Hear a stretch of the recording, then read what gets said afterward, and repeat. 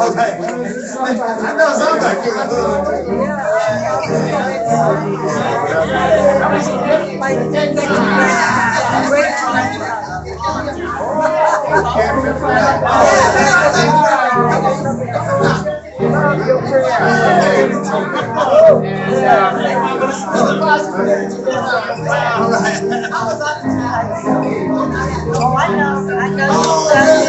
I went well. Yeah, got it later. Hey, how you feeling? Doing good? Good.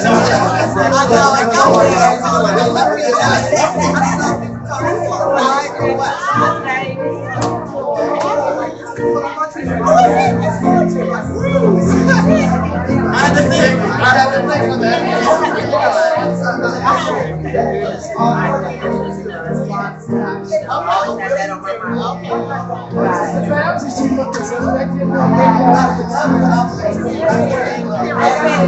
She's fine.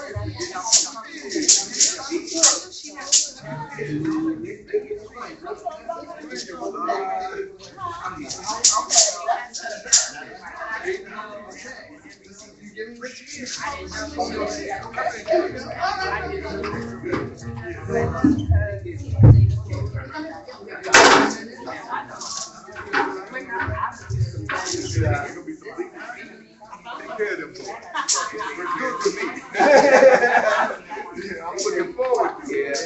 I'm gonna do that. That's my call. There you go. There you go.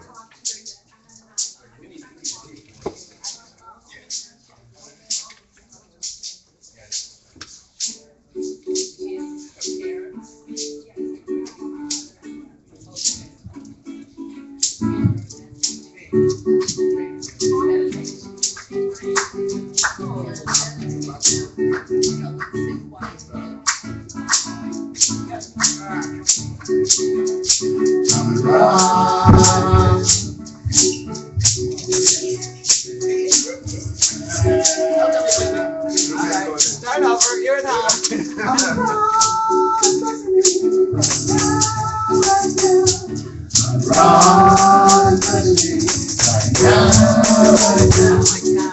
Woke me up this morning, started me on my way. Right, blessed me, right now, right now. Woke me up this morning, oh my right mind. Didn't take me up today, broke me right on time. Woke me up this morning, started me on my way. Right, blessed me, right now, right now. Woke me up this morning to work, study, and pray. Put my feet on solid ground, sacred every way. I feel like nothing power, here this every hour. Bless me right now, right now. Wake me up this morning into the spirit of month. Let me see the sacred place, potential that I found.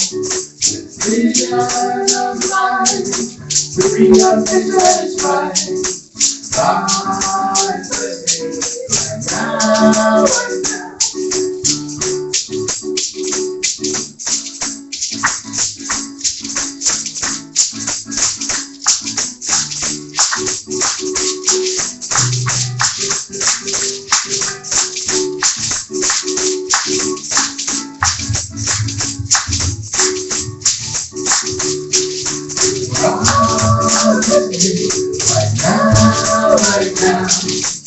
righteously, right now. God woke me up this morning, starting on my way. Righteously, right now. God woke me up this morning, starting on my way. Righteously, right now.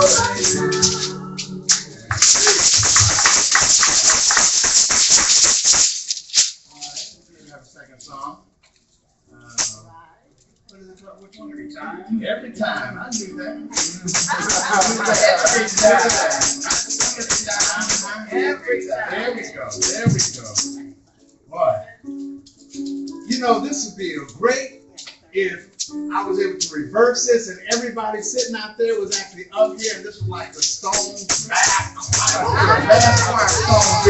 We can do it. So we need to. We need more energy. So, all right, just saying. Just, in the meantime, stand up and sing the song. Get on our feet. Boys. In the coffee talk or in the black band.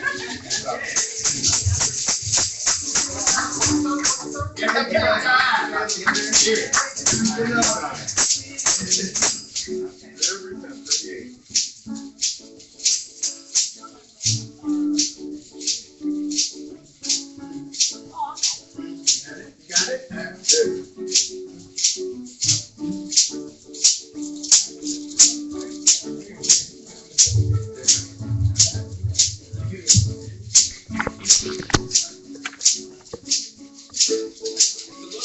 Halfway toward the back.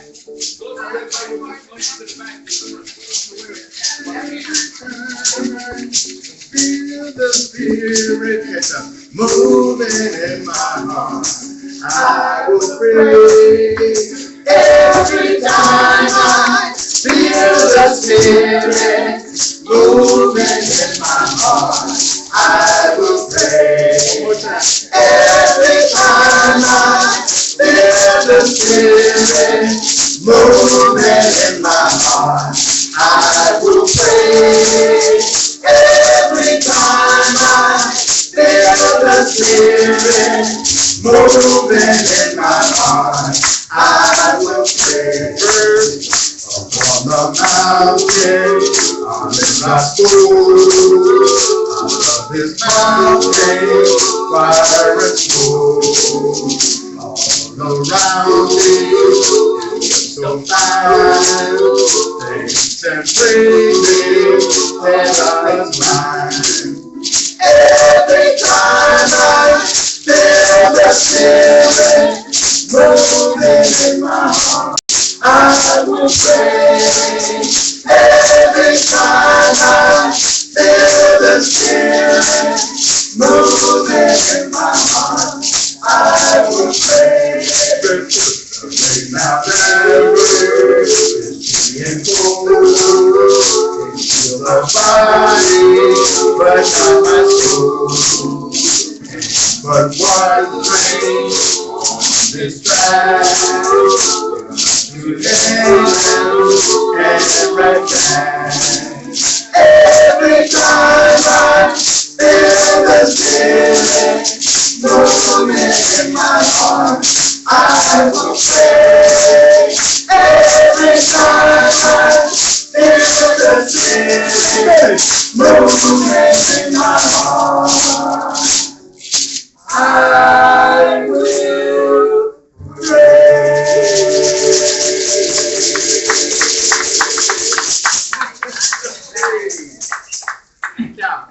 All right.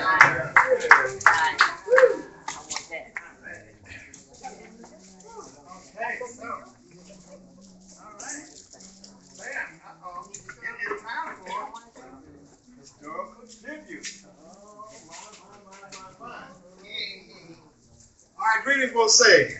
You know, I love this part. Ty has given me the opportunity to be the coordinator today, so I am your official coordinator. So that means I get to get on the mic more than just once up there with the Stones. I always want to get up here and say something. So, anyway, got our sister Constance is going to do a profound, dynamic historical tribute, and I also have had the opportunity to play a small role in her historical tribute. You know, I am for hire.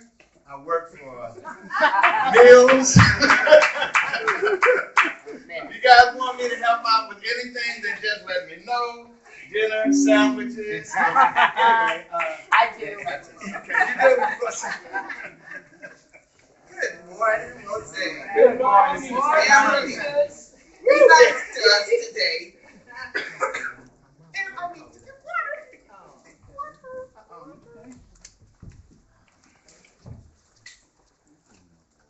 So how's everybody doing this blessed morning? Good. No less than blessed. So, I see in my life and I, hear of synchronicity and serendipity and that's how life can work with a lot of us if you're open to, and things don't happen just they just don't happen spontaneously. They just don't happen out of the blue. There's a reason things happen like they happen. And I see that ring true in my life, and I hope all of you do too. So I was at a yard sale maybe 5 years ago and ran across some music that was being really almost given away, and got a chance to just view this book of music. This is a compilation of Scott Joplin's music. It's a large compilation. There are 30 songs of his that have been published, and he has a lot more music that's been published. So I decided to do this tribute to, I call him Maestro Scott Joplin, brother Maestro Scott Joplin, because he was a maestro, and he lived a short 50-year life, but the beginning and end is not what's so significant. It's what he did in the meantime. So, so many of our ancestors, they come here, they've been here for 20, 30, 40 years, and in those 30, 40 years, they accomplished so much. So, we need to be inspired to work harder and do more with what time we have, okay? It's very valuable. So, his life starts in 1868 in Texarkana, and it ends in April 1917 in New York City. He's born into a family of musical parents, and all of his siblings were musical. So he started playing piano at about 7, and his father went on and got a piano.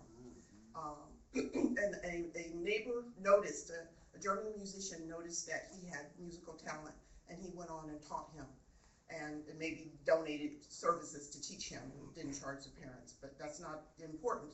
The fact that he was learned, and he learned, and the important thing about this German musician was that he influenced him with the European style of flair and European style, and that's why one of the thoughts of why Maestro Joplin always had this European influence in some of his music, and he wanted to do more. He wanted to be more of a classical, quote unquote, classical musician by European standards, and that's something that we as people have struggled with and continue to struggle with, what we consider classical and not, and so at age 14 he left home and he started playing in the world of dance halls and saloons in Louisiana and Arkansas and Missouri and Kansas. Imagine playing music in those kind of venues at 14, 15 years old. At that time, ragtime was emerging as a music form, and but it proceeded. It went from being a saloon type of music to a concert hall music type of music around that time. There was a ragtime fraternity that was convened at the World's Fair in Chicago in 1893. At that time, Maestro Joplin was 25 years old. He formed different orchestras and participated in different bands. And so, his life is he does a lot in this period of living, and while he's in this living in the time that he lived in, because it was really, it was difficult to accomplish everything he did, but he did it in spite of. So when he first published his first rag, he had a problem with the publication and he was forced to share the credit with a staff arranger. And after that experience, he said, I'm going to go get me some legal support. So the brother went and found the guidance of a young lawyer, and he was able to contract with a music store owner and publisher, John Stark, who published a lot of his music that's in this book. And that was his first published. He published the Maple Leaf Rag, which was to become his greatest and most famous rag at that time. And that contract specified that he would receive a 1 cent royalty on each sale. It was a small, 1 cent, but that provided a steady income for the rest of his life. So the first years were minimal, but by 1909, 500,000 copies had been sold, and that rate continued for the next 2 decades. So on and on. So when he was about 35 years old in 1903, he filed a copyright for an opera, The Guest of Honor. Okay, now The Guest of Honor, guess what it was about? Nobody got a guess? No? Okay. So that opera was about Booker T. Washington's dinner with President Roosevelt. But what happened with that, what had happened was that that was an opera company that he had put together, and they rehearsed and were planning to take a tour to different states, but someone associated with the company stole the box office receipts, and it damaged their financial position. Copies of that score were never filed with the Library of Congress, and the music has never been recovered. So he continues pushing on, and went to Chicago and met a young woman and fell in love with her, and they ended up having a short relationship because she died of pneumonia. But kept on pushing and went to New York, ended up working with different publishers here and there because he came upon that same experience as somebody trying to take advantage of his music. And that happened with Irving Berlin. You've heard of the Berlins. So Irving Berlin was with a company called Seminary Music, and he got access to Maestro Joplin's music. In fact, Joplin trusted him with his music, and so he stole some of his music and put it in his most famous song, Alexander's Ragtime Band. But Joplin figured that out, and he actually changed his music, and he had put that song in his second opera, which was Tremonisha. And this is an opera that ended up being published. Joplin's opera, Tremonisha, was published after he passed on. So that was published around the 70s. Okay. So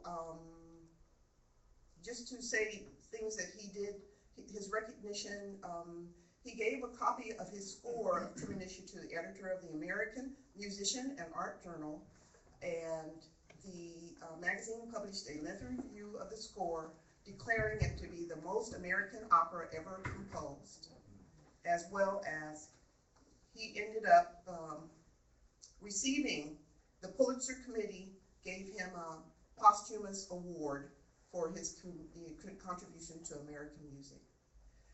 And as I said earlier, Tremonisha was successfully staged on Broadway in the 70s. And actually, if you go to Scott Joplin Tremonisha, you can see it online.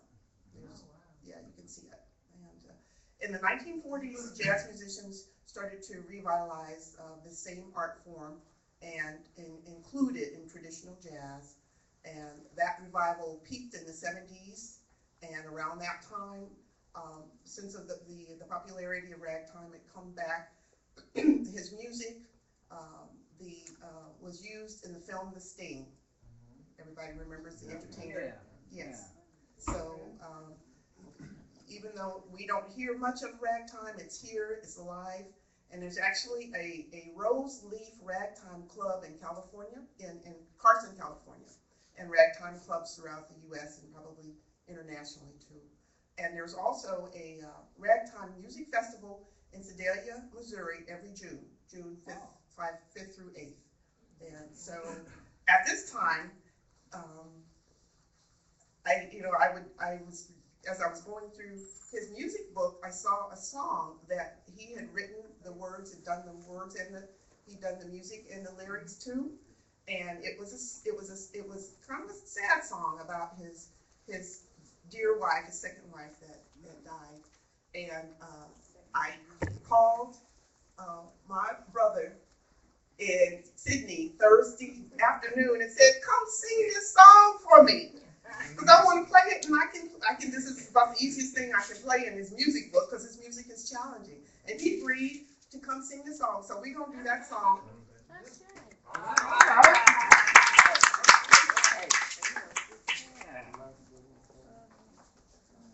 was my reference to if you need anything.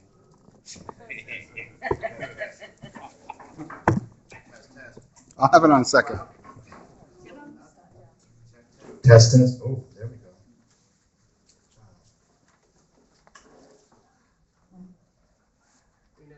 She had to twist around to get you to do it. Yes, she did. She really did. I mean, I was fighting it. Well, what does she feed you? Okay. I'm so easy. Okay, so we just did this Thursday, so y'all be sensitive to the fact that we gonna work with it, okay? That's right. Come.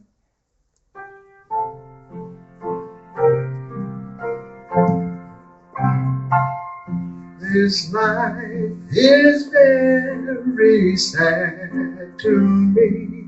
A sorrow fills my heart. My story I will tell to you. From me my love depart.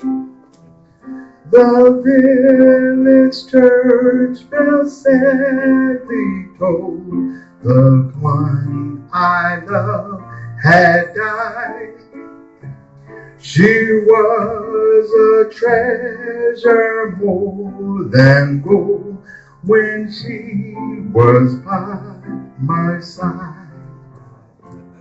But now she's gone beyond recall. In a silent tomb she sleeps. The one I love yet best of all has left me here to weep. Though death did come so ruthlessly stole my love, my dear own grave, I've yet a treasure in this world, a picture of her face. When oft I'm sad at heart, her picture I can see. A sad thought that departs. Although my love is dead, my only darling grace, my eyes of time looking, my eyes are often looking at a picture of her face.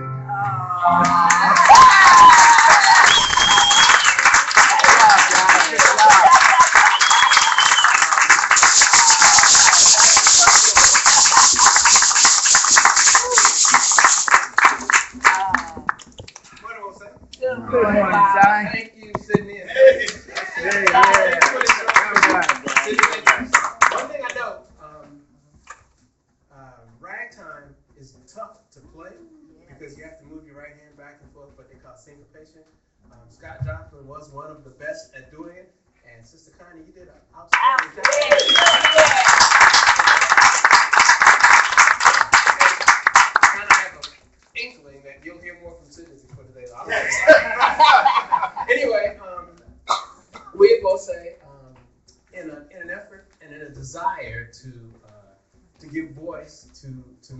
members and friends, and to give people the opportunity to come and share things that they have done, have put out a call for people to come and share spoken word poetry. I put out an invitation for people to come do that. Several people have accepted. And we have a sister with us today, a relatively new sister to our community, who accepted our invitation to come and share some of her spoken word with us. And so I want to bring her to the microphone now. Sister Kara, Sister Kara. Every time I say the name, I think of Jahid's daughter, say Kara. Kara. But this is Sister Kara, and she's right now she's based in my old stomping grounds of Washington, D.C. She goes to Howard University. Sorry, Shonda's not here, but you know Shonda would be Howard University. But anyway, Sister Kara.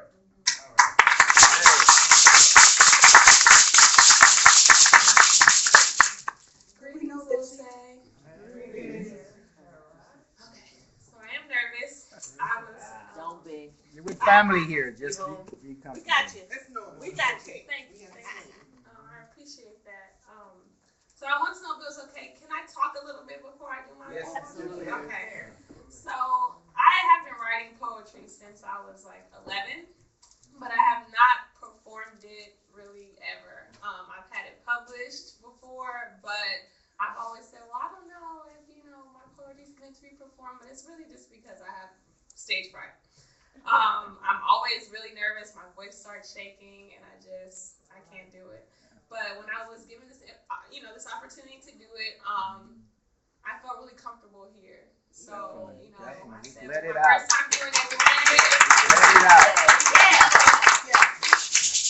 So I go to an open mic every Wednesday at Air Lounge, and the last time I went, the time before last was right after the verdict had came out, with Trayvon Martin or George Zimmerman's verdict, and it was really emotional. People were going up there, not even really saying poetry, but just speaking from the heart. How they felt about the situation, and so I didn't go up there, but I was taking down notes from what people were saying.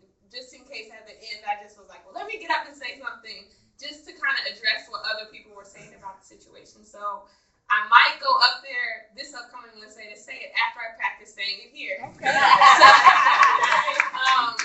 The bullet points that I put were, I'll just read them just how I wrote them. It's spiritual. It's our essence. We are resilient. The next one is motherhood. The fourth is God in quotations. And then the last one is death. So I'm actually going to start from the bottom because there was a sister there who was talking about how she was upset because she feels like it's not necessarily our life that's at stake, but it's our death that's at stake. We don't have the ability now to even die the way that we want to, because they've taken that into their own hands. So what I wanted to comfort her with is that the way we see death traditionally is not the same that we envision death now.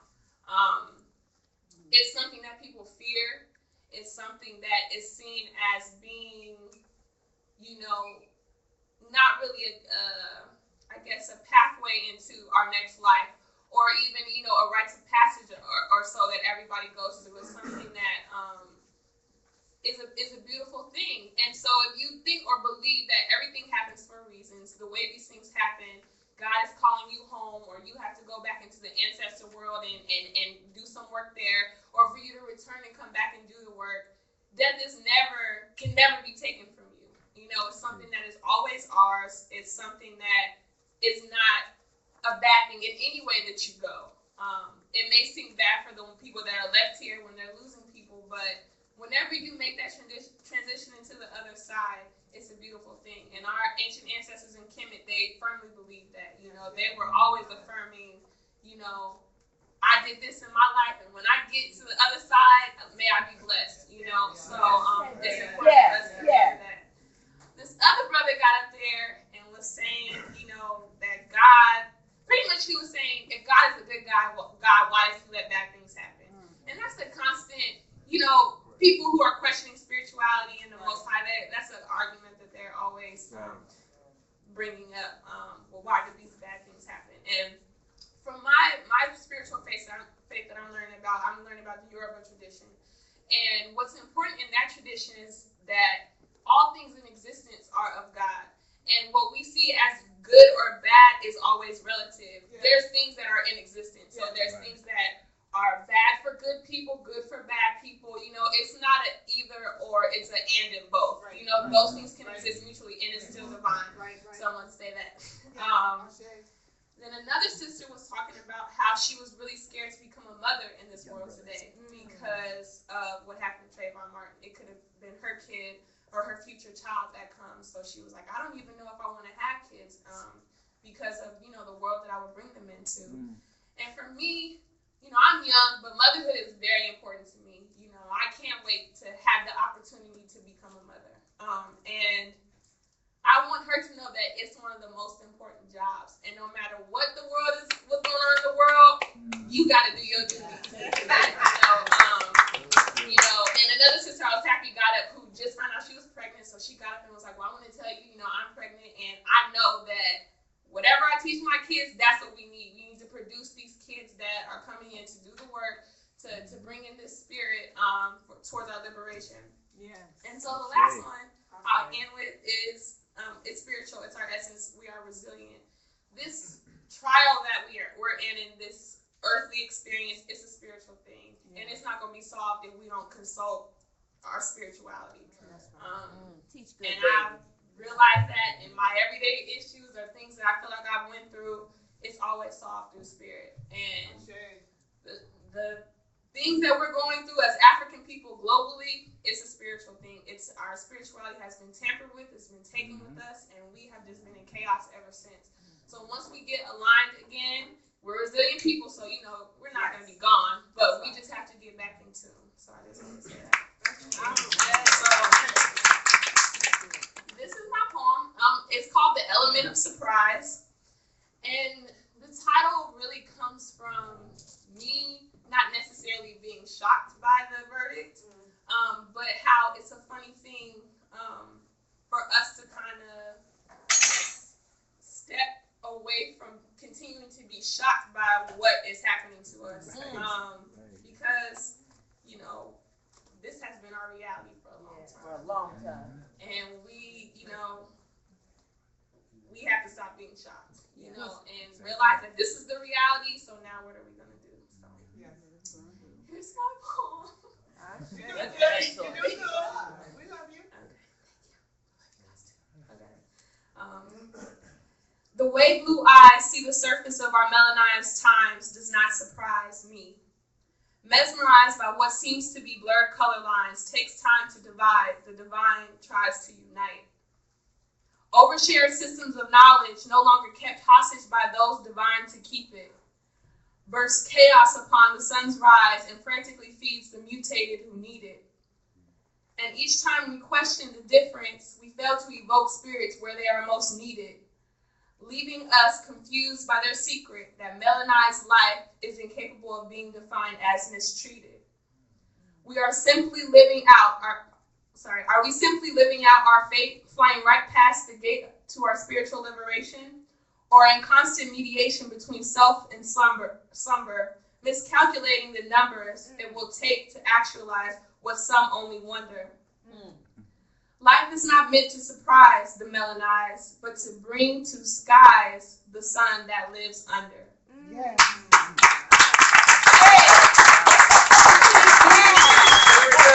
Very good.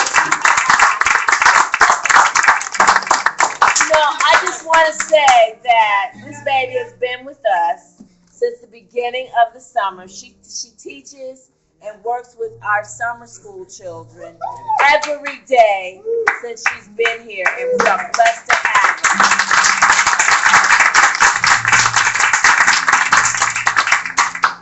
her. Hey. Good morning, Wose. Many thanks to Sister Karen for that poem. Kara. I'll give it a couple more efforts.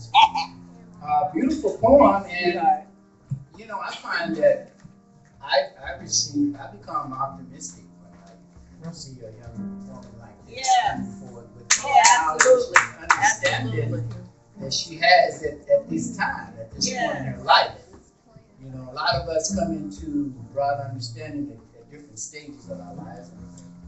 I was probably about 35 before I got there. My name is Dr. Bazi, and this is the time known as the Litany of Sacrifice. And what you have there is a couple of young warriors that are out passing out offering envelopes. Right here, brother. So he's passing out offering envelopes, and he's also accepting donations.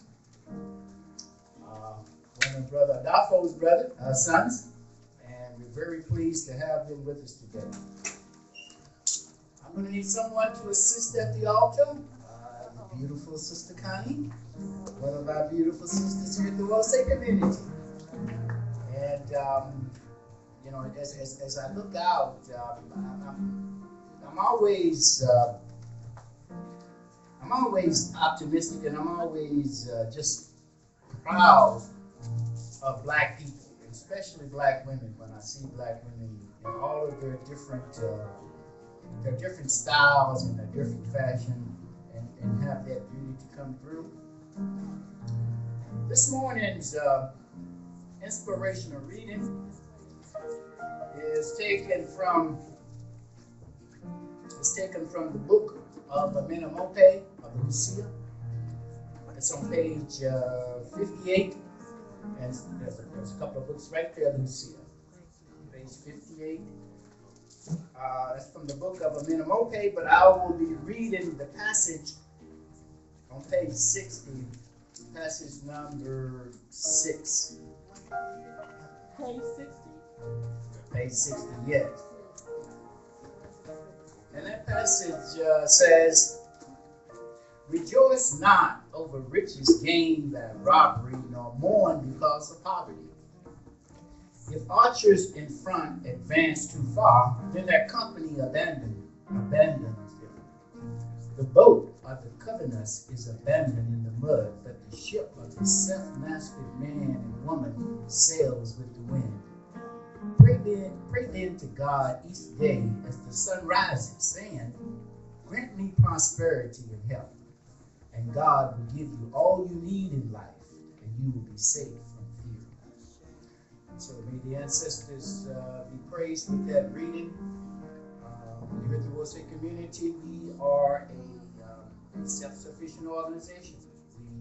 We support ourselves on our contributions to keep the lights on, keep the heat on, to support the school, to stock the sanctuary. So just know that any funds, contributions you share with us are well received and utilized in a very positive and productive way.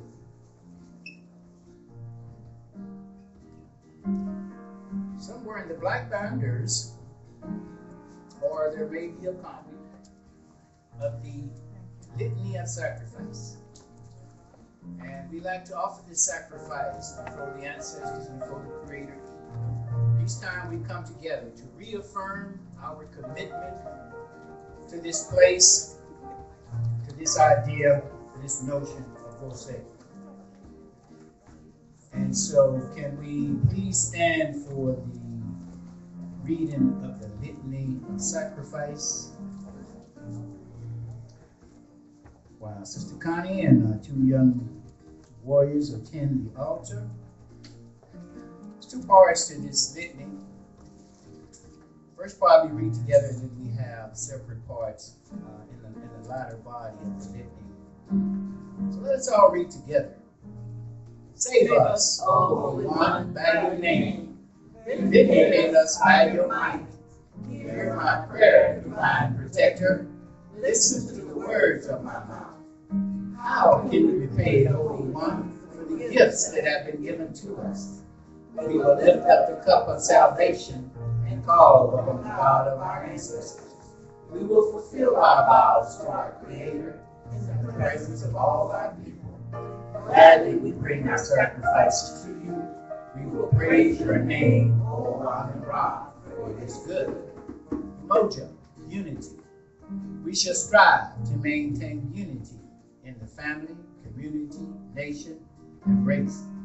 Who shall live self-determination. We shall define, name, create, and speak for ourselves. Ujima, collective work and responsibility. We shall build and maintain our community together. Our brothers and sister problems shall be ours to solve together. Cooperative economics. Together we shall build and maintain our own businesses and together profit from it. Yeah, purpose. We shall make our collective vocation the building and development of our community and the restoration of our people to our tradition of greatness. Creativity.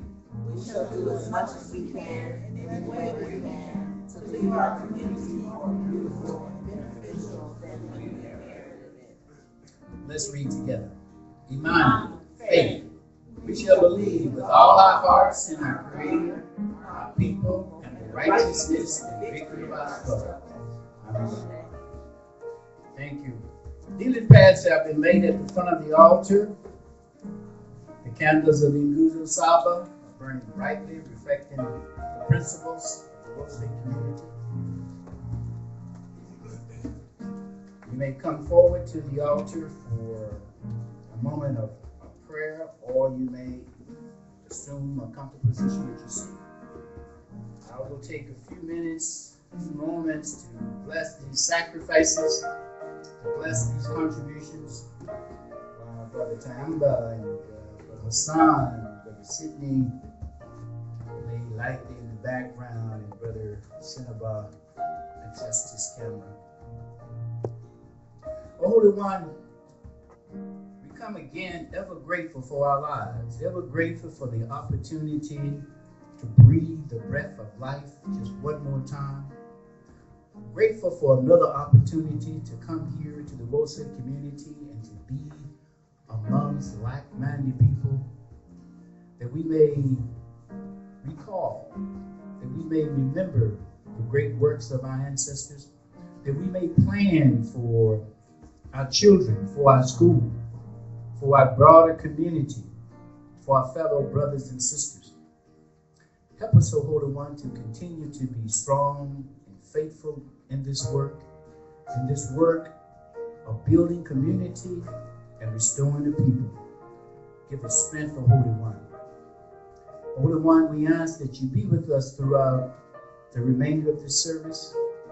Bless the one that will bring words of information and insights. Be with us, O Holy One, as we continue this great work. Give us the strength and give us the help and the courage to remain steadfast. These and blessings we ask in the name of sacrificing and struggling ancestors that sacrificed so much that we might be here today, and in the name of the one God that we call Amen Ra, the All Ashe.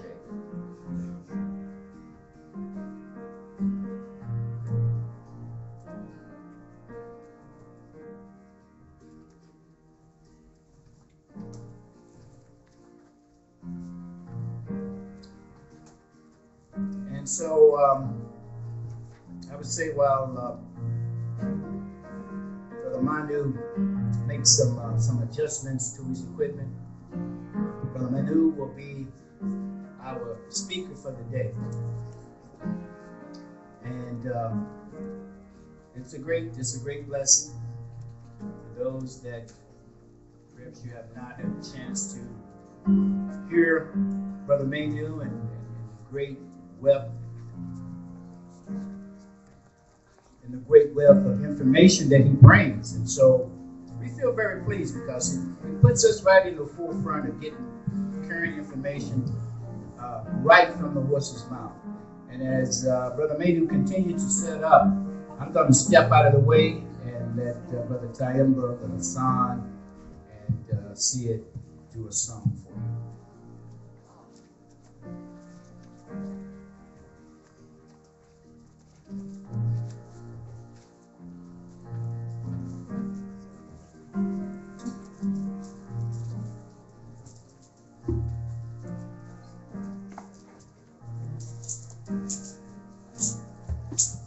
road is long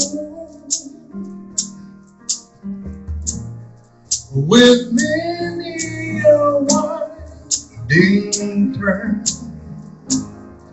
that leads us to who knows where, who knows where.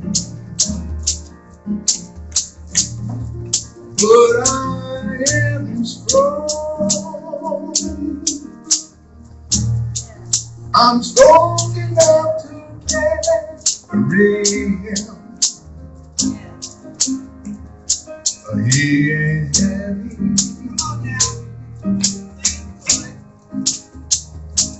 He's my brother. So on we go.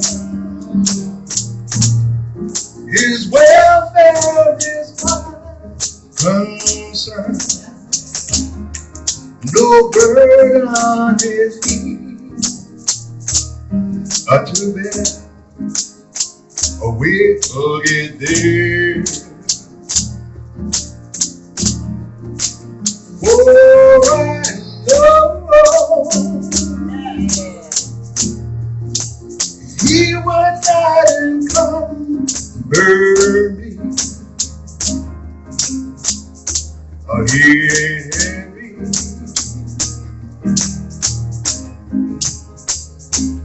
He's my brother.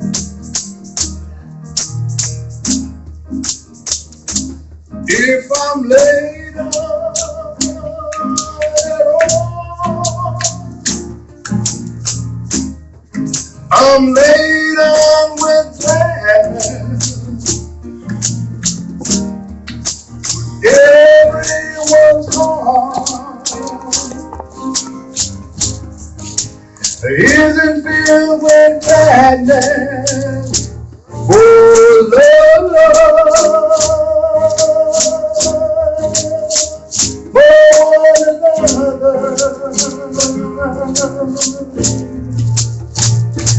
while we're on the way there,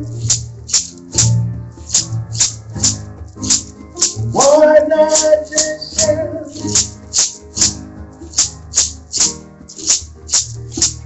and the Lord doesn't weigh me down at all.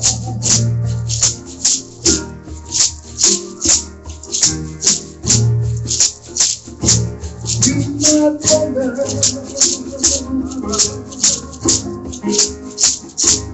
he ain't heavy.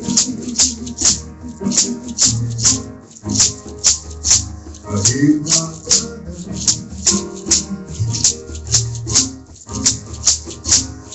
He ain't heavy.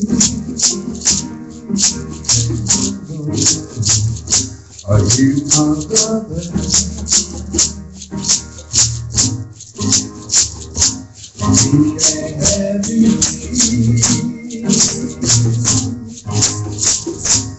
He ain't heavy. He's my brother. He ain't heavy.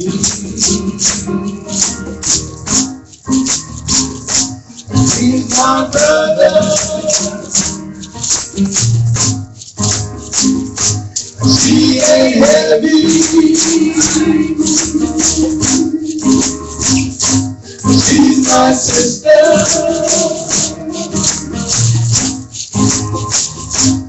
She ain't heavy. She's my sister. She ain't heavy. She ain't heavy. He ain't heavy.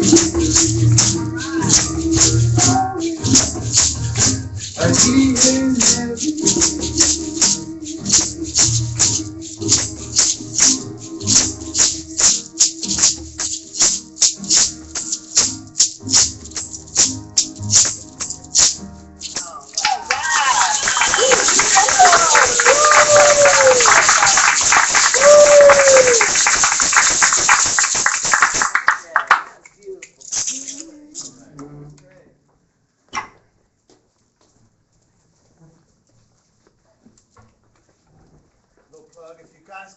out to a Stones rehearsal, you too. Just like that, all right? Good morning, Wose. Good morning. Good to see you all this morning, this afternoon. Thanks, Brother Cinnabar, for taking it to the next level. Have a lavalier, wireless mic, so that always helps. Well, in the few minutes that I have, I want to share with you some of what I covered last week, and it's on the historical significance of Kush. But I want to add a little bit because what's happening in the field of classical African studies, that we're pioneering a brand new area. And the area that we're pioneering is what I call Kushology. Yes. It's the study of ancient Kush. We hear about Egyptology and Egyptologists, but very few people go beyond that. And they struggle with Egyptology, trust me. But very few people focus on the civilization that came before Kemet, which is Nubia. So there's very few Nubiologists. So the field of Nubiology is in its infant stages. And before Nubia, we have a much older African civilization of Kush. And the field of Kushology is really not even defined. So very few people have even heard of the term. So the work that I've been doing in Northeast Africa for the past couple of decades, I'm focused more and more on the oldest of these classical African civilizations, which is Kush. So today I want to just share what's happening in the field of Kushology. And what drew me to the area is that, as many of you know, there's a series of dams that are being built that threaten to flood the entire region. So the living Nile River is under threat to turn into a series of isolated lakes. So the ecology is in jeopardy, the whole areas of people, the ancient tradition. So I want to share with you this area, or this field of Kushology, and to show you what's at stake and why we have to continue to do the first-hand research in the field. So December, January, I was in the northern part of Sudan, and you all know that in July of 2007, the people of southern Sudan, they voted. There was a referendum to break away from Sudan. So South Sudan is the newest country in the world. So the area that we really focused on in terms of the field research is Sudan. So this area is where a series of dams that are scheduled to be built. 2 have already been completed, and the goal is to create hydroelectricity. So they say. But the goal really is to make money and to flood one of the greatest archaeological regions in the world. So this is why I've spent more and more effort on looking at the area of ancient Kush, because time is of the essence. We never know what we'll be talking about 5 years from now. It's pretty difficult to talk about African greatness without evidence. Documentation beats conversation. We can say anything we want, but we need evidence. I say that the Klan is incorrect, not because they're racist and white supremacists. The Klan is incorrect because they have no evidence. It comes down to evidence, the documentation. So this is what we're looking to preserve. And so my colleague is always with me side by side, Brother Sorwat, when I go and do the field work. And we spent some time in this area. This is in the northern part of Sudan. There's numerous large archaeological areas, but there are smaller areas.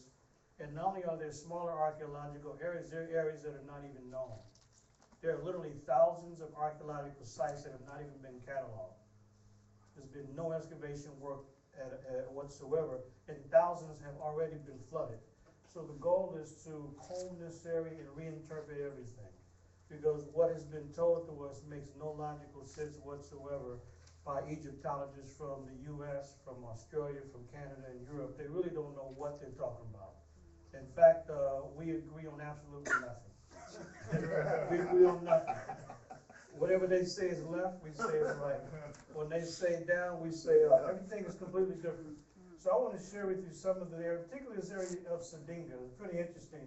And so when we talk about classical African civilizations, as many of you know, there's 3 of them. There's Kush, then Nubia, and then Kemet. That's the order in which they emerged. Kush is the oldest of them. And the reason why we call them classical is because of the term, classical.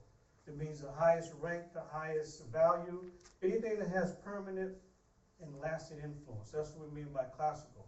And so that's why we could say ancient African civilizations. That would be accurate, but classical is more appropriate. because of the influence that it's had in antiquity and ancient times. We can look at anything we want in medicine, math, writing, and there's an influence that goes back to classical Africa.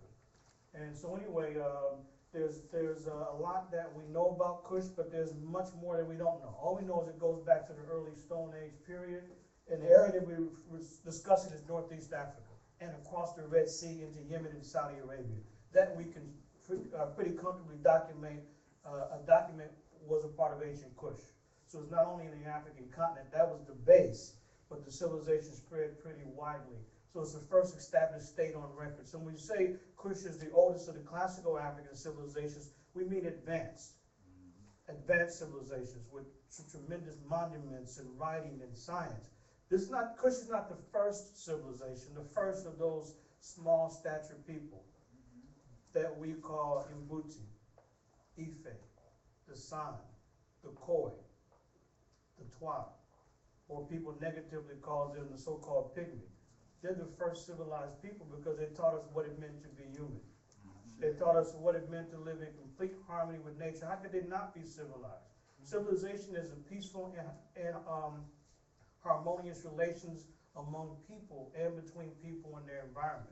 So what the people of ancient Kush did, they took the ancient model of an egalitarian society and they took it to a completely different level.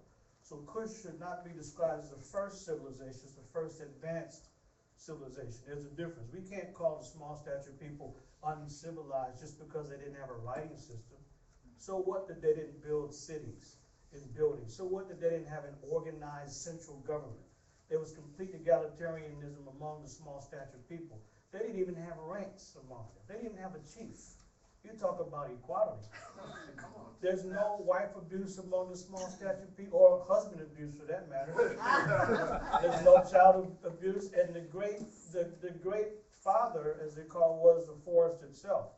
So they never trapped animals. They felt that it destroyed more animals than it actually captured, but they were totally civilized. So we're talking about an advanced civilization and not simply the first. Mm-hmm. Oh, you want me to move the mic? Yeah, the big one. Okay. Okay. You got the one on, Okay. yeah, so now we can see it. It's about the podium. The podium in the way too.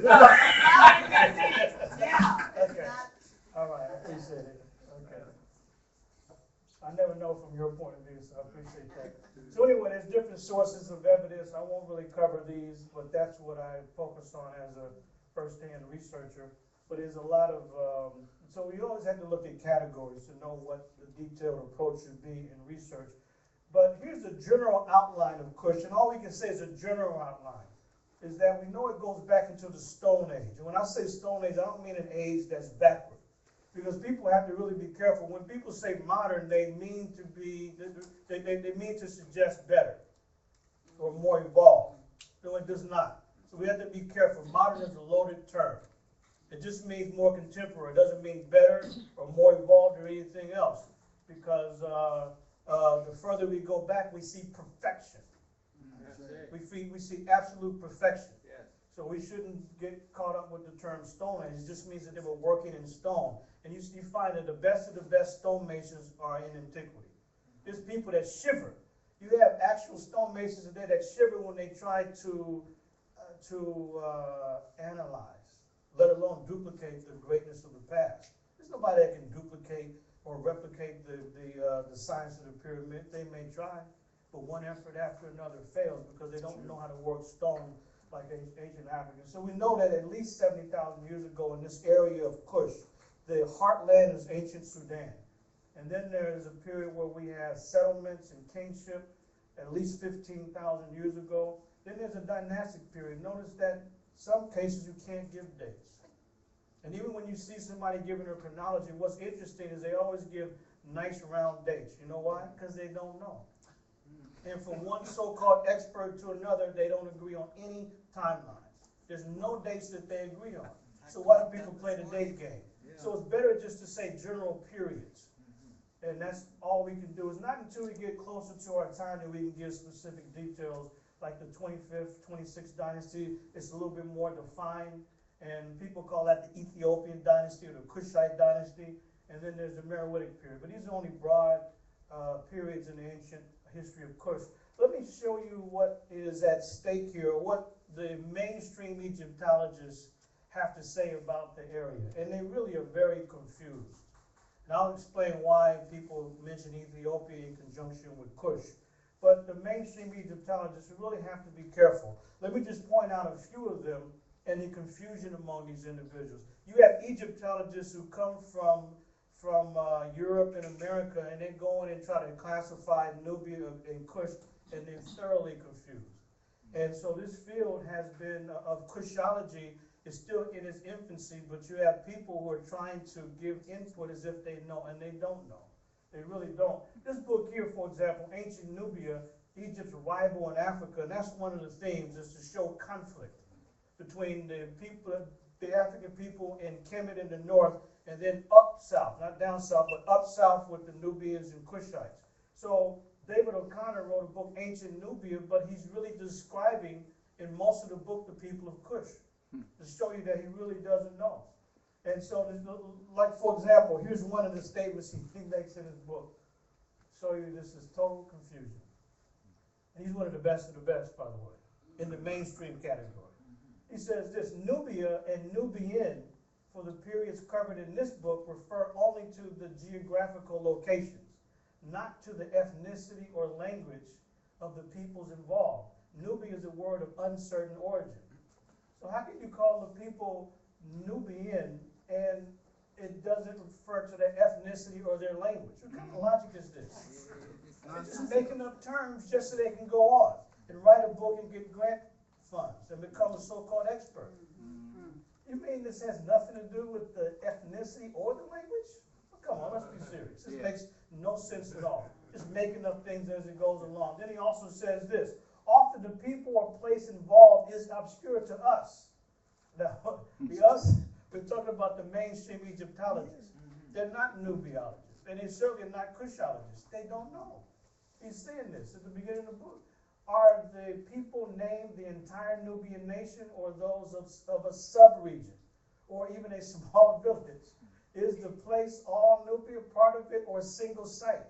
And which are located in which place? These questions can puzzle, let's put in the word, mainstream European scholars. Because they don't know. We haven't done any work. Yeah, he hasn't done the work. These people go, they do superficial work, write books, and then they're quoted by their buddies, and certainly they're the experts. And they have a lot of grant funding, and then they go out and train students at these Egyptology programs.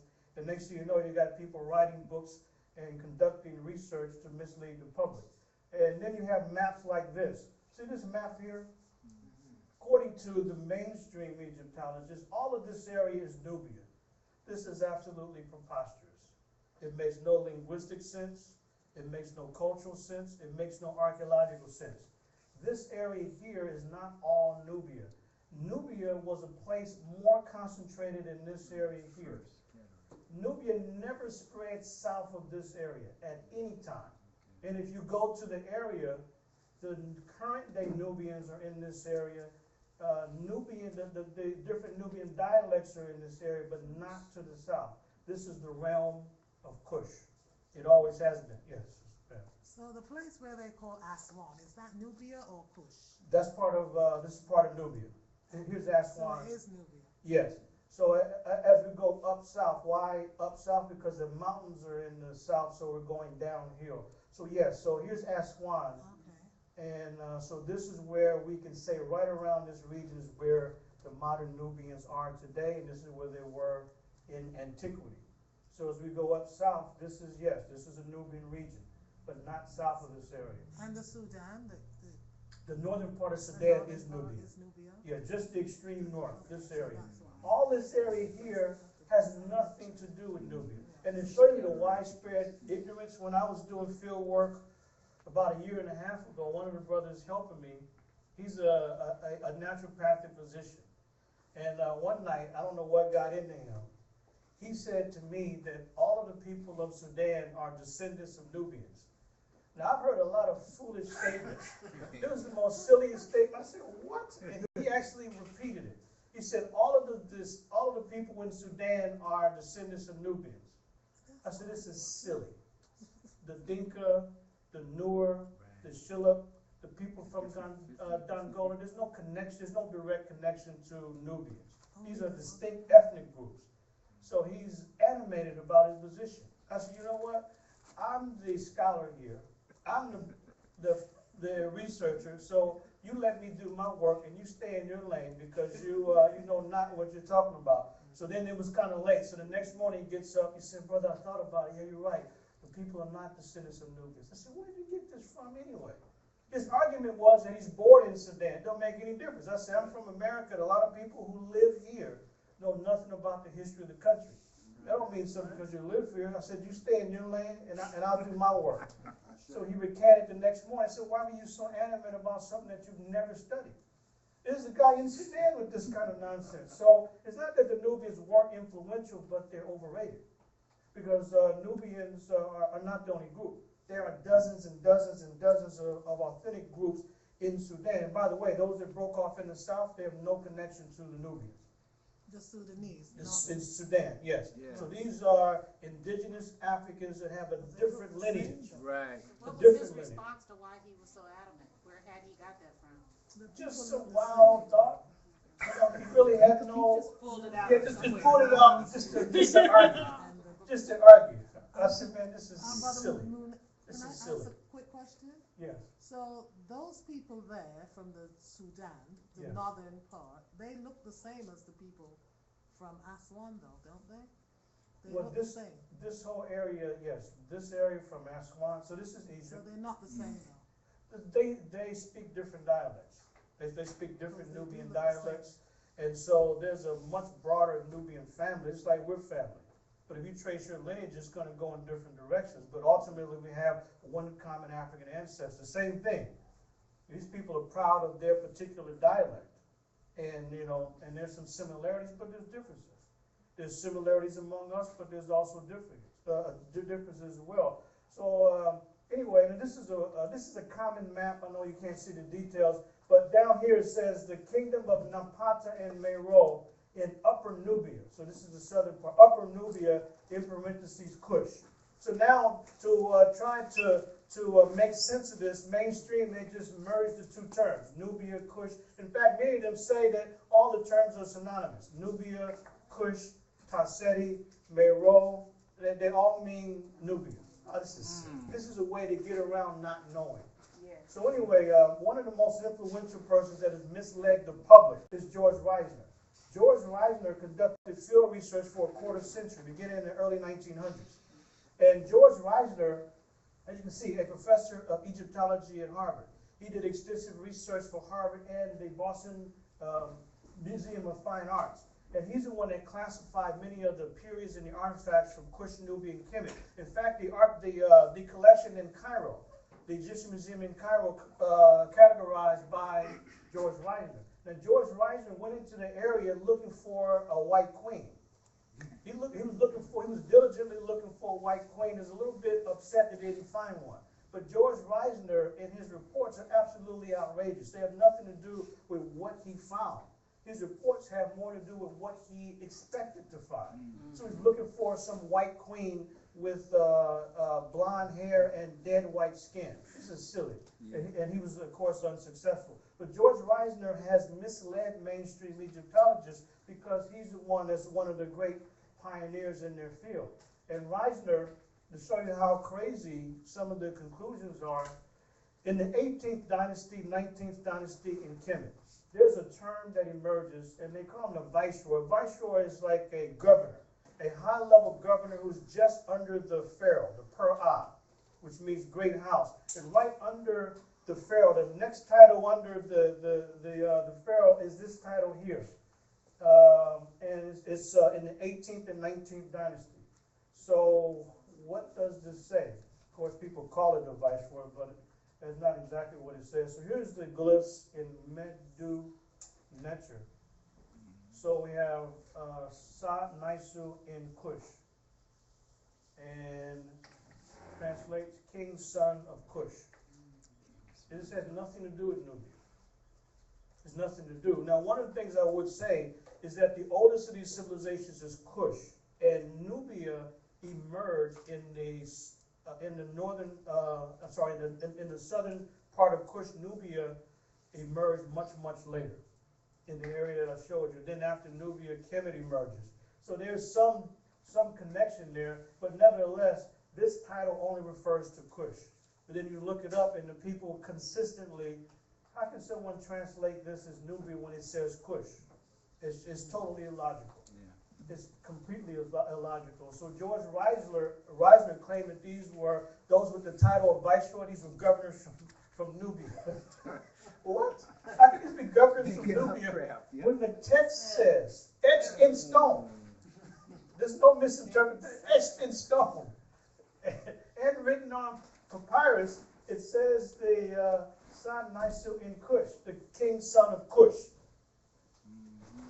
But for them it's Nubia because they don't know. That's like saying that, since we don't know the differences among black folks, we can say they all look alike and they're all the same. What? Are you kidding me? If someone does that as an outsider who doesn't know, it's just a way to explain that they're ignorant. And so also, William Adams, some of you may have his work, Nubia Corridor to Africa. But one of the things that made Adams popular is that he was the director of the UNESCO project. And you may recall that the UNESCO project, it was to save the artifacts in the area of northern Nubia when the Aswan High Dam was being built. He was the director of the UNESCO project. And Adams then emerges much later and he writes Nubia Corridor to Africa. Now, according to Adams, to use his conclusions, that he says that Nubia is the corridor from the Mediterranean Caucasoids, as he calls them, that these people, they migrate south and that they go through Nubia. So Nubia is the corridor to Africa. So according to Adams, Kemet is not Africa, but you have to pass through Kemet and then get to Nubia, and that's the gateway, the opening into Africa. And according to Adams, it was a one-way traffic. That all the traffic was from the north. Africans weren't developed enough to even be curious enough to wander north. That they weren't even curious enough to even travel. And this is the most, and check it out, you look at all of the up-to-date mainstream writers and Egyptologists and others, their foundation is none other than William Adams with an outrageous conclusion. How's it going to be one-way traffic? What people even, come on, people had no curiosity. You want to say? We were discussing the same thing in class this morning. Yeah, I was going to ask. I've come across those statements about there being spotty indigenous white African tribes that gave birth, they coalesced and gave birth to the Egyptian civilization and blah, blah, blah, blah. It's crazy. It's crazy. So, it sounds wild and outrageous, and where's the evidence? Yes, like my father said, some things you don't even talk about. So that's what I'm saying. It's silly stuff. It's silly. But this is the foundation of a ridiculous book like this. And of course, you have this other nonsense regarding Kush, the Black Pharaohs. When this came out, the front cover of National Geographic back in 2008, some people were excited. They said, you know what, we won. We won. We finally got them to admit that they were black. Yay, we won. Not quite.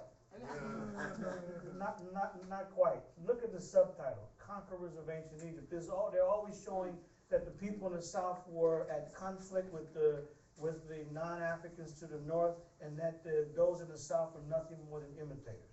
They didn't do anything on their own. That's the main theme. What they were trying to show here is that these black pharaohs of the 25th dynasty are the first time that we really had Africans as pharaohs and kings.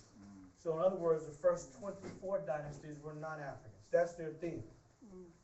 I mean, what is somebody talking about the black pharaohs? We know that by definition, really the pharaohs are black anyway. So what's your point? And that was influenced by an earlier propaganda book by Robert Moorcock. And I don't know if Robert Moorcock actually coined the term black pharaohs, but I can assure you that he popularized it. So when I met Moorcock, it was a strange fellow, to say the least. But he's talking about the black pharaohs, Egypt's Nubian rulers. Now he's talking about the 25th dynasty. So please remember, when they say the black pharaohs, they, meaning the mainstream, mean the 25th dynasty. That's about 750 or so BCE. So a couple thousand years before that, no black people around. And to show you Robert Morcott does not know what he's talking about, the title, he's talking about Nubian rulers, but this is Taharka, who's the king of Kush. So even the title of his book is absolutely historically inaccurate. How do you talk about Nubian rulers when you have an image of the greatest Kushite builder of them all, the great Taharka? The 25th dynasty was Kushite, it was not Nubian. But he doesn't care, he's happy, he's selling his books, and he's making money. And to show you the mentality of Morcott, when I lived in London for a year, I had some interaction with him, and one of the things that I remember, Morcott gave a talk on Martin Bernard's book, Black Athena, at the School of Oriental and African Studies, SOAS, in London. So he gives a talk, and it was probably no more than this number of people at the talk. And Morcott told the audience what they wanted to hear. It was an absolute dishonest dismissal of all black scholars. It was a shameful attack. There was no balance at all. To me, if you may find some limitations in a person's scholarship, there's no issue with me if you are honest about it and balanced. He was dishonest and imbalanced, and after he launched an unprincipled attack, guess what he did right after his presentation? You'll never believe it. No, at the gathering itself. What do you think he did right after he finished? He gave a black man a hug. He tried to. He tried to. He came directly to me, and guess what he said? He said, "Manu, I'm sorry." And I said, "Robert," I said, "I have no respect for your apology because you did public damage. Now you want to give a private apology." You said exactly what you meant to say. You didn't misspeak. I said your presentation was unbalanced and unprincipled. You gave black scholars credit for doing nothing. Nothing. You attacked Diop and everybody else as, it's just a criminal presentation. So I said, don't apologize to me. You need to, first of all, you shouldn't have said what you said. It was totally imbalanced. It was unprofessional. And now you want to give private apologies. I don't accept that. That's what I told him. Good. I don't play that. Now, the early 90s, here's what happens in terms of controlling this area of Kushology and Nubiology. When African scholars in the 1980s started to crisscross the country and go overseas and talk about the African-centered view of the history of the world and looking at classical Africa, particularly Kemet, at the core and center of all ancient civilizations, then the white public, white mainstream scholars, they reacted. What they did in reacting is that they not only came out publicly to criticize black scholars, and some of you may know this, maybe you don't, I don't know, but they even got Federal Express involved. Federal Express, and Federal Express is everywhere. Federal Express, they published a document called Disuniting America, and it lists particular scholars by name. Right, Schlesinger. Schlesinger, yes, exactly. Arthur Schlesinger, yeah, absolutely. And so Federal Express distributed this to corporations, government agencies, universities, and colleges all over the country. It said that these scholars, they are disuniting America, that they're talking about black this, black that. They mentioned a whole list of scholars. You name the scholar, they were in the book, and it was to dismiss them and tell people, if you have them come and speak at your gathering or your event or your campus, that you're contributing to the misrepresentation of the world. So this reaction in the 1980s, it was widespread. It was a major attack to make sure that these brothers are not on campuses anymore. Mainly brothers at the time, that they cannot get their message out there. And so a lot of people said, I don't want to be a part of that. So they listened and they stopped inviting them. And so the African-centered movement took a major hit. You can take a look at the African-centered movement in the late 1980s and see the major decline because of the outside attack in newspapers, Newsweek, USA Today, magazines, you name it. But Federal Express got involved. And not only that, but museums responded. So guess what happened? Across the Western world, for the very first time in the history of the modern world, do you know that one collection after another, they decided to respond by creating, for the very first time, permanent Kushite in Nubian museum collections. There were no permanent collections anywhere in the world until the early 1990s. 91, 92. You look at a cluster of them, and what's curious about this move is that every one of these collections already had hundreds and hundreds, if not thousands, of ancient Kushite and Nubian artifacts. But guess where they were? In the basement, not to be seen by anybody. And all of the archaeological work, all of it was done in the early 20th century, and yet not one collection until the 1990s.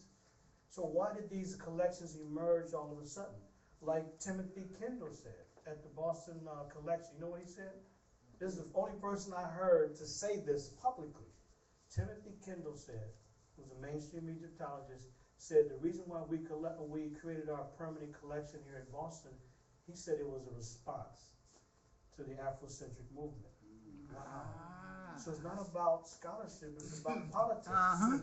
So why do you now create these permanent exhibits all of a sudden in order to direct us and say, you know what, you all are really claiming Kemet, and why don't you now turn your attention to the real black civilizations to the south? Because we got this. So y'all need to just leave Egyptology and get lost. So we got this. So why don't you really deal with the real black pharaohs, the real black people to the south? So now help me out. What collections do you think for the very first time created these permanent exhibits? Because they didn't exist, not one. Now you all know I've traveled to all these exhibits around the world, documenting them. So I know the exhibits, and nothing. Only time you can find anything on Kush or Nubia is if it was a temporary exhibit on display for maybe a couple months, and then it's back in the basement. But guess what? Black people weren't really claiming these civilizations, so our historical opponent was not going to give us any ammunition to continue our work. So out of sight, out of mind. Y'all ain't talking about it, so we're gonna keep it in the base. So what collections? I gave one away already. What collections in America, Canada, and Europe, all of a sudden, because of politics, not scholarship, created permanent exhibits? The walking top stuff. Okay, before that, this is Boston.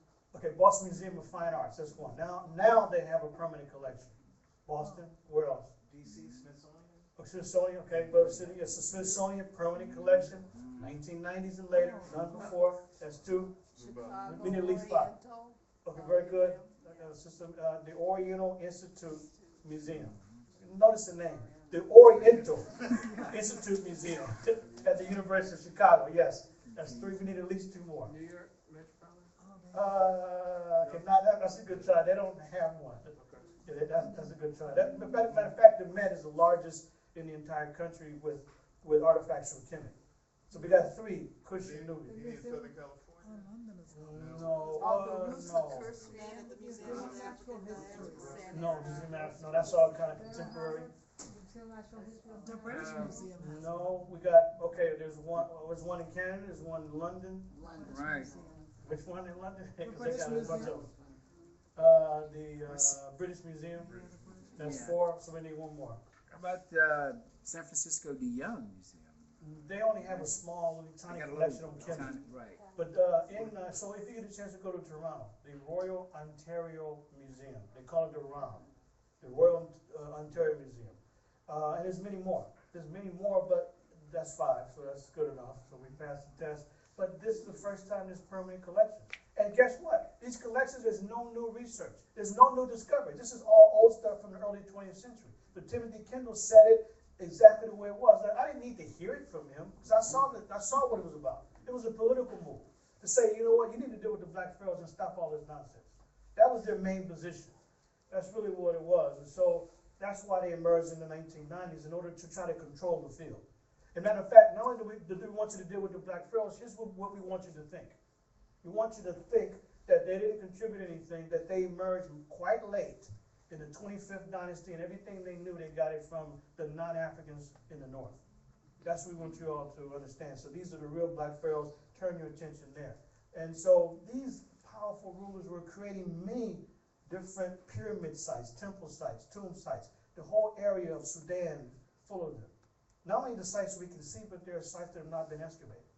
Kushite sites. The last dam they built flooded 2,500 previously unknown, unexcavated Kushite sites. 2,500 sites, not artifacts, but sites. And a site has hundreds and thousands of artifacts. So why haven't these areas in the middle and southern part of Sudan been excavated? Because there's not in their interest to. Why would the historical opponent of black people excavate areas that people are not clamoring for them to excavate it?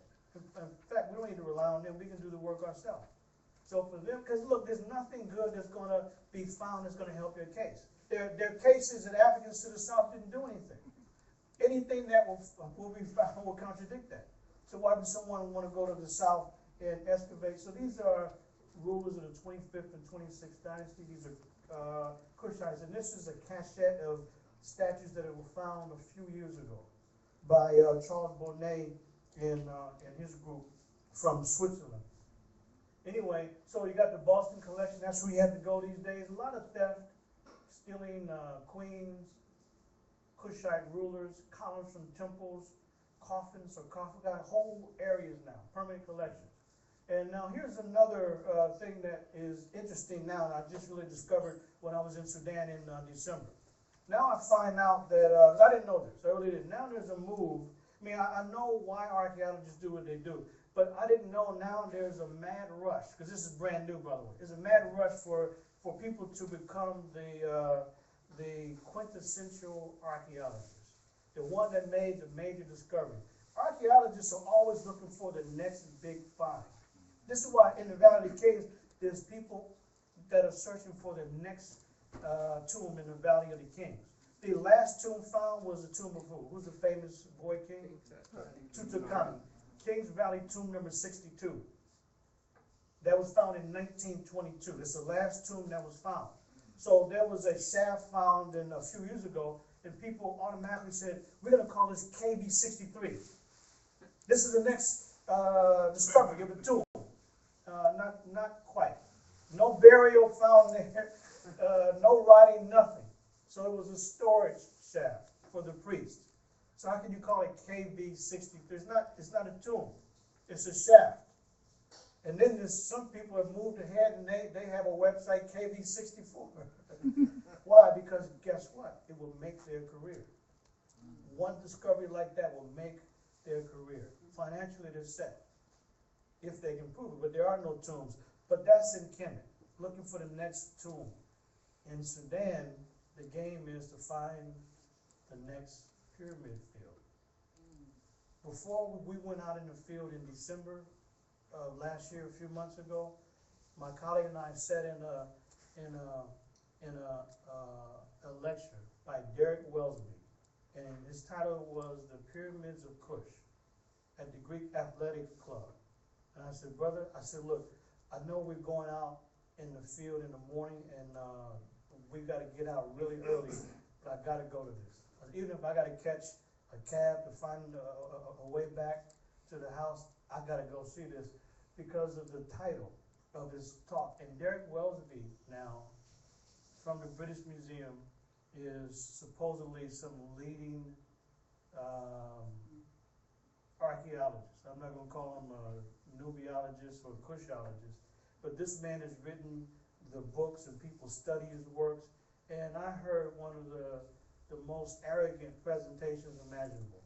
And one of the things that I'm taking notes, I'm listening at Mr. Wellesby, who's head of the collection at the British Museum, and I'm sitting next to my colleague, and I heard an extraordinary statement.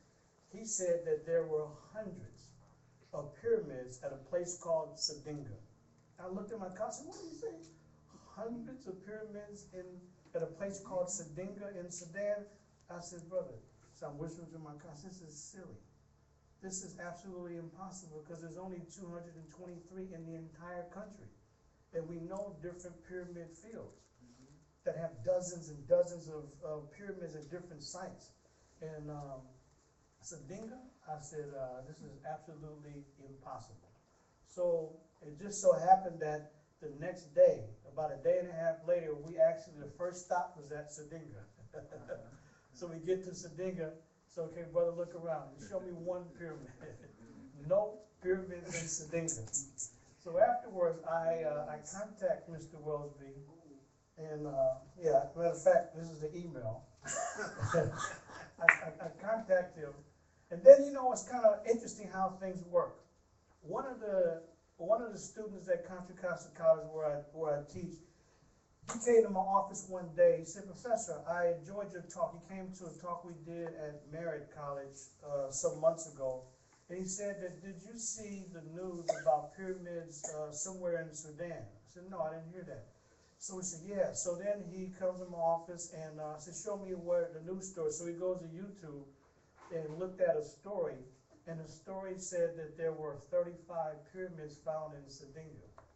But the story is very interesting because it's like a 3.5-minute story. And they show this image here for maybe at most 5 seconds, probably a little bit less. So you really couldn't see what it is that they were claiming to be pyramids. And so I was showing the students that this is nothing other than a game. If the main story is about pyramids in Sardinia, why would this news story just give you a quick flash and move on to something else? It just doesn't make any sense. So the story says that there are 35 pyramids in Sardinia.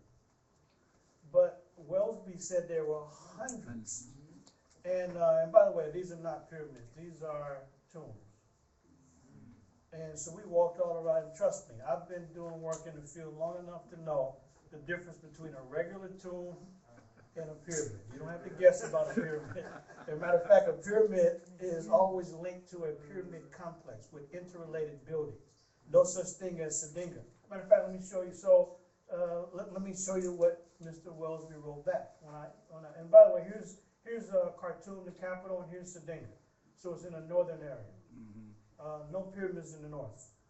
No pyramids in the north. So let me show you what he said. He said there were hundreds. Listen, let me trap him. So I sent him an email. I said, "Mr. Wellesby, I attended your December 29, 2012 recent talk on the pyramids of Kush at the Greek Athletic Club in Khartoum. I had to leave immediately after your talk, but I wanted to know, what is your count of the total number of pyramids in Sudan?"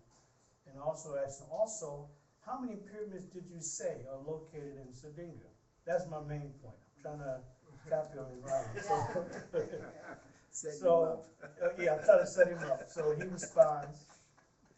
Now, he was pretty definitive in his talk, trust me. And he was disrespectful because the people in the audience are not the regular Sudanese. They don't care about this topic at all. These were other archaeologists who know better. And who sit there out of, I guess, politeness to listen at a disrespectful claim. Now, you know what? I learned a lot from Dr. Ben and Clark and others, that if you say something out of pocket and you're disrespectful, then forget all this academic nicety. They will stand up and shout you down. Yeah, you're not going to continue with crazy claims in their presence. You check a look. Ben never played that. He didn't care if it was protocol or not. If you bad enough to make this statement, you'll be challenged. And in his later days, the same thing with Van Sertima. Because when they tried to destroy Van Sertima's work about the African presence among the Olmec, he literally cussed him out at the Smithsonian. He did. Here's what Wellesby said. "I do not have a precise figure of the number of pyramids in Sudan. New pyramids are being discovered every year, particularly at Sardinia." And he mentions Kawa and Armana. Then he also says this. "Also, many square monuments in cemeteries of Pharaonic and Kushite date," check this out, "are impossible to identify with certainty as pyramids." Let me repeat that. He says that many of these square monuments in these cemeteries of the Kushite date are impossible to identify with certainty as pyramids. But he was quite certain in his statement. He said there were hundreds of pyramids in Sardinia. He said, now check out what he says. This is a leading archaeologist who heads the collection at the British Museum. And he says this also: "When poorly preserved, they could be the base of mastabas, or tombs, or pyramids. It's impossible to tell." This is what he says. It's impossible to tell. But why are you so definitive then in your statements? You know why? So then after I get back, the student shows me this, not knowing that I had heard this crazy talk. So I go to YouTube and I see this 3-minute clip, which really didn't even show. So I took a still photo. These are not pyramids at all. These are simply tombs where people were buried. And if you're in the site, you will know that these are not very high. They're not any higher than this anyway. Most are half that height, but these are buried. These are clearly tombs. There's no question whatsoever. And so news agencies have picked this up and they've run with this pyramid thing. And I was, at first, I wasn't really sure why the propaganda has become so widespread, but I thought about it. It's to make their career.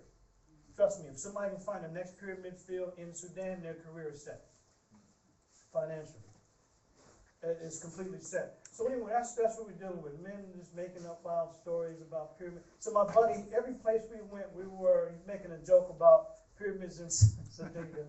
So all the Nubian brothers had a good laugh at it. So anyway, let me just show you a couple things. I don't really have time, but just to let you know, that's mainstream kushology. But I say that really the pioneers of the field of kushology, we can go back to the early 20th century. Writers such as the Dungeon Yusuf, the wonderful Ethiopians of the ancient Kushite Empire, or John Jackson, Ethiopian, the origin of civilization, or the great William Leo Hansberry, Africa and African as seen by classical writers. They all dealt with the antiquity of Kush. Houston and her important work in 1926 clearly, and notice the title. She's using the word Ethiopia and Kush because the Greeks changed the name Kush to Ethiopia.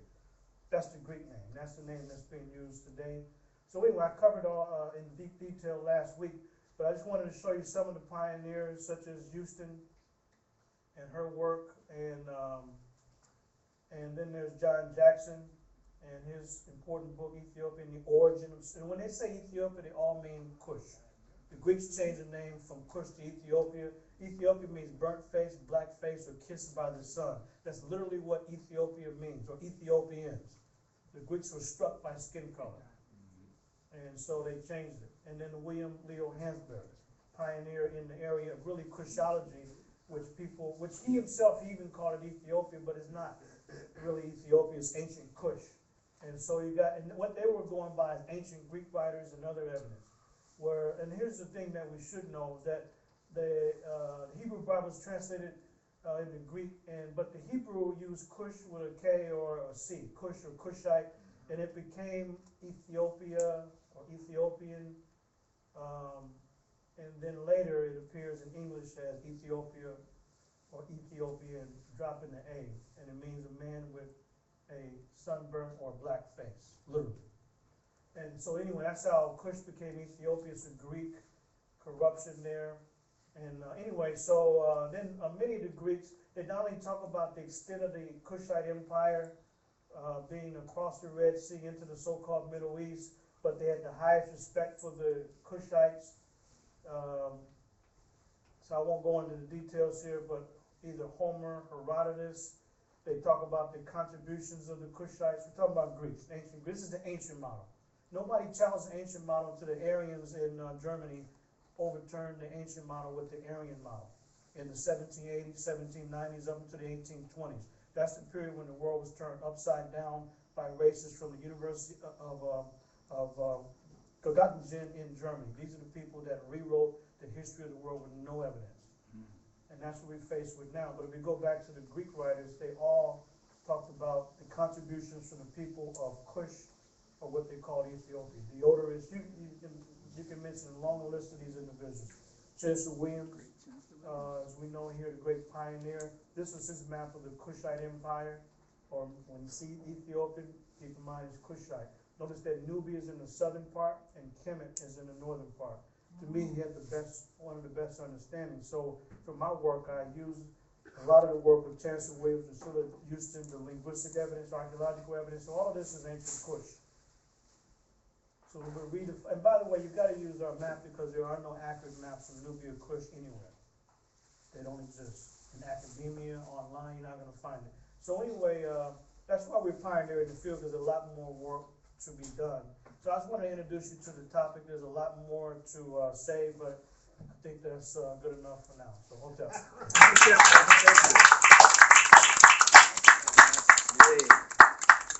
Brother Maynard, can I ask you one question? Yes, Brother. Other than giving money, which is always people do to assist you in your work? I'll repeat, giving money is important. We're looking to raise 50,000 to do the field research. Other than that, is to spread the word, to let everybody know about my work as well as our Save Nubia project. If people can just spread the word to tell people to go to savenubia.org, it will help tremendously. Because our goals are to not only raise money to do the field work, but to get the whole area, that whole area designated as a World Heritage Site. Because that will help protect the monument and also build museums in the area. But we need more and more support. And Sister Mina has on a Save Nubia t-shirt there, so we got t-shirts and many other things. So thank you for the question, yes. Is Ivan Van Sertima's work any more accepted in the mainstream than it was 20 years ago? I know 20 years ago I was basically kicked out of a college class and called a racist for saying that Olmecs could have been anywhere near African. It's only accepted more among African people and some Latino communities, but among mainstream, no. But the mainstream have to contend with Van Sertima's contentions, because when they have exhibits, there's always a section dealing with Van Sertima, but that section is only to raise his name, look at his conclusions, and then dismiss his conclusions. But they have to always address what Van Sertima had to say, but they don't really accept it. But more and more of us see the value. By the way, there's a encyclopedia that's coming out. It's the Encyclopedia of Africans in North America. And so the editor asked me to write three pieces, one on the Africans' influence among the Olmec, and the second separate piece on African voyages to the Americas before Columbus. Who's the author? The editors are Walimu Shuja and his daughter. How you spell that? Sjujaa. Walimu Shuja and his daughter are editing the Encyclopedia of Africans in North America. So part of that is going to give credit to Van Sertima. So we've embraced his work, and but the work has to also be taken to the next level as well. So anyway, I know my time is up, so hold up. All right, let's stand, join hands, close up, get some food, and maybe continue this discussion. I don't know if Brother Doctor is going to stick around, but stick around, okay. There's a lot of like got people fired up here. Let's see.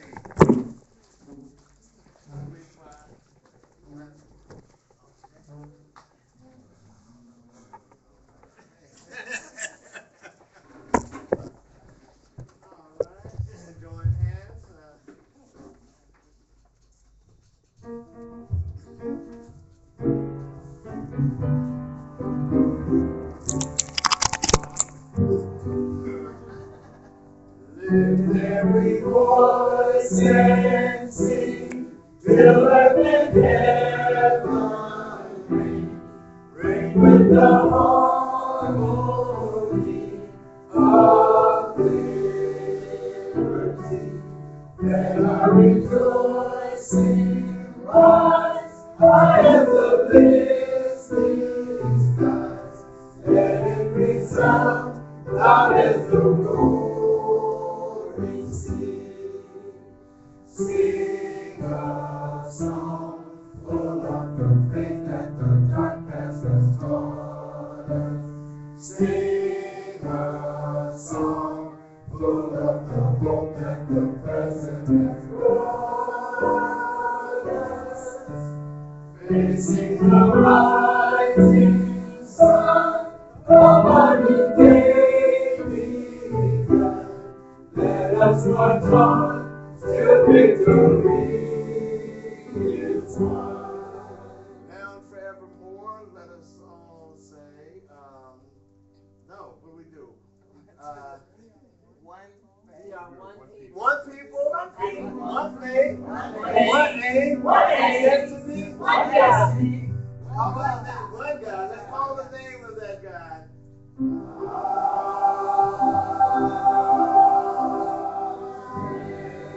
You are the the most beautiful people on the face of this earth.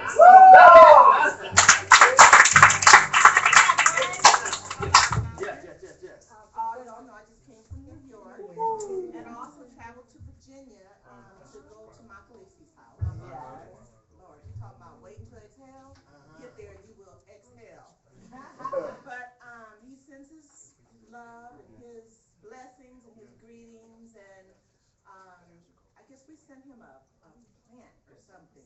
Well, it's planted beautifully in his yard, and he takes extra care of it. And he has this wonderful Nguzo Saba garden. And he's got a plant for each principal. Just absolutely just beautiful. And I got to see his 27 acres. And the other 50 acres that Mary father had to sell to get her brother out of jail a long time ago. And he made them promise to never give the 27 acres to no white folks. So that's who got the other 50 acres. But they're doing really well. Really well. We went to, I don't know if you guys read his newspaper, see his, yes. Well, the brother that he works with has a cafe called the Daybreak Cafe, and his whole family works there. It is, they serve some food like they're on Chopped or something, everything is all perfect. But it was really a great trip, and it's really, really nice. I like that. I stayed with Donald. He sends his love, him and his wife. And it's just so wonderful to have such a wonderful son. A son that has turned into a great man, just a really great man. And, so we have to really encourage, our parents to really work hard in raising their children. Not to be afraid to say no, not to be afraid to say that you're going to do it anyway. Thank you. Because you'll thank me when you get older. Like my son thanks me every card he can send. Thank you, thank you, thank you. Because I was the knowing his mama. No, you can't do that.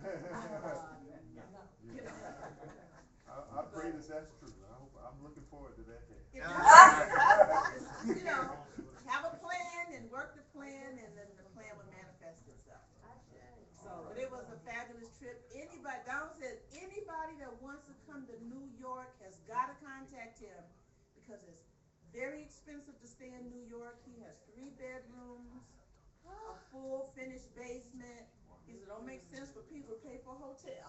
And he is the best. He's the best tour guide in New York. All right. He's in the Bronx. And Wow. Okay. Any Before other we break Go up, ahead. I was gonna say, before we break up, any birthdays today? Any birthdays this week? birthdays last week. Yes. Sister We Amin. did it at Sacramento. Well, we're going to do it again. Yeah. Do it again. Also, reminder for those who didn't attend, New Life Seminary classes are back on, and that we are African roots of major world religions. Yeah, and I was wondering if you and Manu had spoken before class this morning, because he was so right on it. Yeah. What we're talking about. I called him and I was peeking in his window. Some of my notes. Did somebody lose a seal last week that has writing in the back? Okay, we'll hang on to it. Maybe it'll be back next week. All right. And We're scheduled to have a quick community Is meeting. there going to be a community meeting? Today, we said that. Did we? Yes, we did. So any birthday? We done?